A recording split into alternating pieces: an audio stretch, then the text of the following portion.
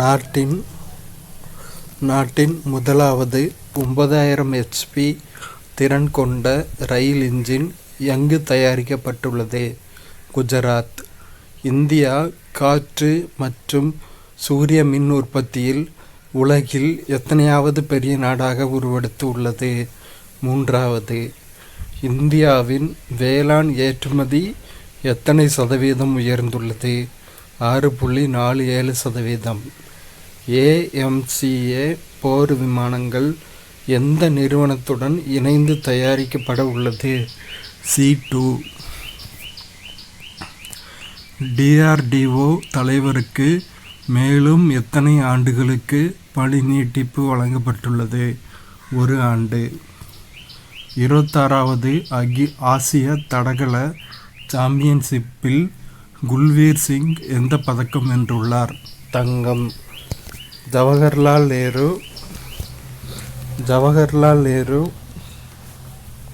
ஒரு நிமிஷம், auto rated.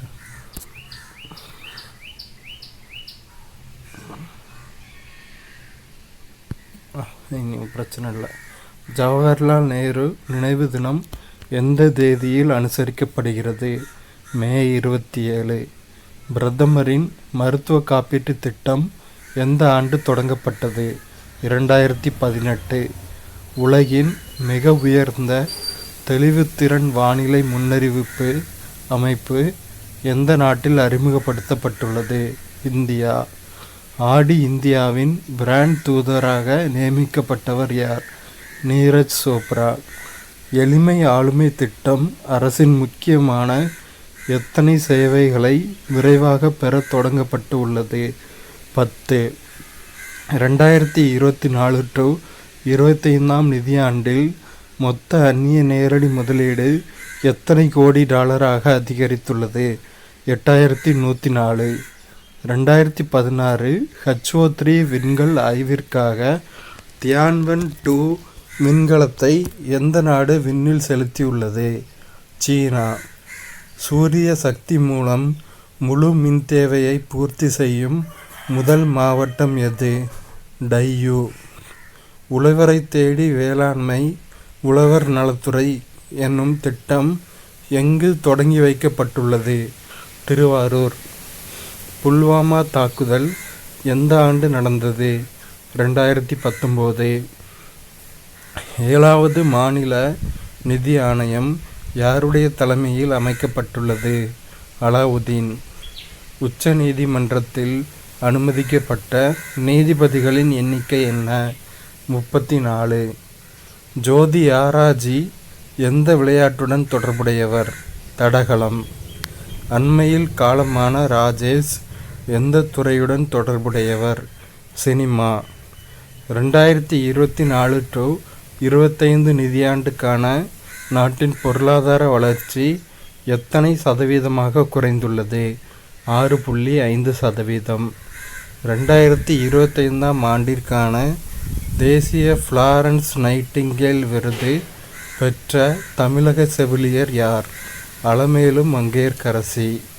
Spelling பீ போட்டி 2025 சாம்பியன் பட்டம் வென்றவர் யார்? ஃபைசான் சாகி. தேசிய பாதுகாப்பு அகாடமியில் முதன்முறையாக எத்தனை பெண் அதிகாரிகள் பட்டம் பெற்றுள்ளனர்? 17. தங்க நகைக்கடன் பெறுபவர்களுக்கான புதிய வரைவு விதிமுறைகளின்படி தங்க நகையின் மதிப்பில் எத்தனை சதவீதம் மட்டுமே கடனாக வழங்கப்படும்? 75%. பிரதமரின் உள்ளக பயிற்சி திட்டம் எந்த ஆண்டு அறிமுகம் செய்யப்பட்டது? 2024. முதல்வரின் சிறு விளையாட்டு அரங்கங்கள் எத்தனை தொகுதிகளில் அமைக்கப்பட உள்ளது? 234. உலக புகையிலை ஒழிப்பு தினம் எந்த நாளில் அனுசரிக்கப்படுகிறது? மே 31. இந்தியாவின் நிலக்கரி ஏற்றுமதி 2024-25 நிதியாண்டில் எத்தனை சதவீதம் குறைந்துள்ளது? 7.9%.